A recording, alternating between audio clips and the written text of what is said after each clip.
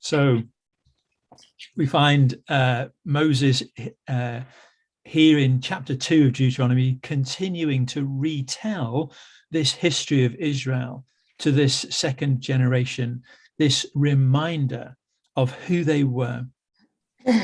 38 years of wandering, a whole generation lost. And we see God's punishment for judgment upon sin and disobedience. And something we still see within the New Testament, although it's probably not so much front and center. And this group of this second generation of Israelites are now reminded of this in this retelling. They're reminded of God's punishment, God's judgment.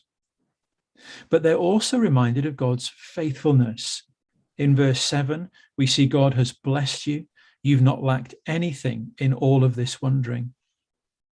And we see here an echo of the fulfillment of the second of the 10 commandments, which we see in Exodus chapter 20 and verse 4. You shall not make for yourself an idol in the form of anything in heaven above, or on the earth beneath, or in the waters below. You shall not bow down to them or worship them, for I, the Lord your God, am a jealous God, punishing the children for the sin of the fathers to the third and fourth generation of those who hate me, but showing love to 1,000 generations of those who have loved me and kept my commandments. Today, we often see this as harsh. Our more liberal society has redefined love, and so we cannot understand it as exclusive. And within the church, how far have we gone today in the allowing of idols to creep in, whilst not really wanting to admit that that's a real challenge for the Christian church today. And so we find now Israel on the move. They're to pass through the territory of Esau, the Edomites. They're to pass through the territory of the Moabites. And although there was little love lost between Israel and these two nations, and there's a few others as well, but these two particularly at this time, Genesis 36, if we were to jump back, would reveal that these two people groups, the Edomites and the Moabites, were closely related to Israel. And maybe there's something here in that God is not saying, attack these people. I don't know. And then we see the detail of their journey. And then in verse 24, we see the first conflict, Sihon, king of Heshbon. And we find in it that it raises conflict for us. Why does God make his spirit, that Sihon, king of Heshbon, why does God make his spirit stubborn? What does that mean? And secondly, why does the Lord seem to approve of this butchery, this complete destruction? In response to the first, what we see here are some parallels with Pharaoh in Egypt, when Moses asks him constantly to release God's people, the plagues and all these things.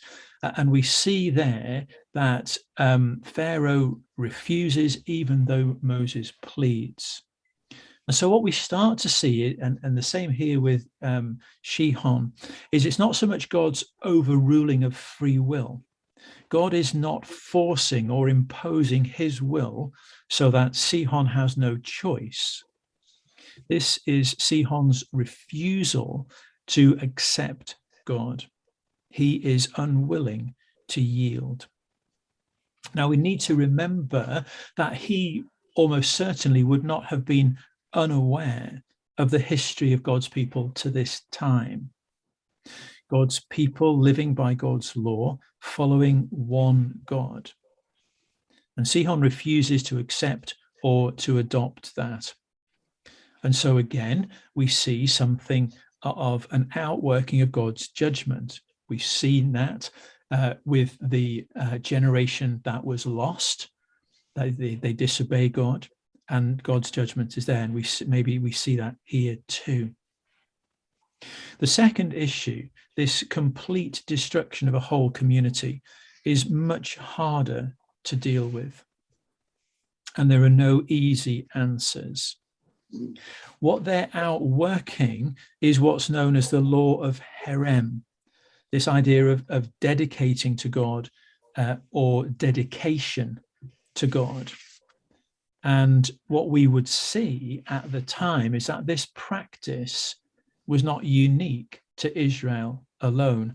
We see that as Esau takes the territory of someone else, the Moabites take the territory of someone else. But we still have to ask why. Two reasons are usually offered by the commentators, and maybe they're not satisfactory, but they are offered nonetheless. The first is that Israel was seen as being instruments of God's justice.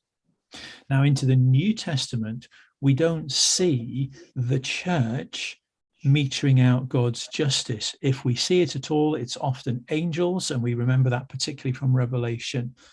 And one of the calls in the New Testament is that the church are called to leave room for God's judgment. But here, it's often seen as that Israel was an instrument of God's justice. And so by Israel doing this, it was not simply a means by which they entered into the promised land. It was God's judgment upon those who refused him. It was God's judgment upon the sin of those who opposed him. The second reason that's often cited, it was Israel had already and early on, they had the command, "You shall have no other gods but me." And we've seen that already. So that's the first of the 10 commandments. I've just read the second. And we'll see and have seen in the history of Israel how easily and quickly they lose sight of this, worshipping the gods of the nations around them. And so the commentators often suggest the second reason is that the reason they do this is so that they are not then distracted. And we see how easily in the wilderness with the golden calf, one of those idols from Egypt, how very quickly they adopt that. Now, like I say, these two sort of explanations, are not particularly satisfactory today. We find it harsh. We find it difficult to understand. We're glad it doesn't happen today. But what we see as we sort of, dip our toes into Deuteronomy, what we see is a reminder to us of those first two commandments, particularly. You shall have no other gods before me, and you shall not make for yourself an idol in the form of anything in heaven above, or the earth beneath, or in the waters below. So a real challenge for us. Like I say, it doesn't fully address the situation, and we touched on that on Friday. But I'll stop there, and I'm sure it'll spark as much discussion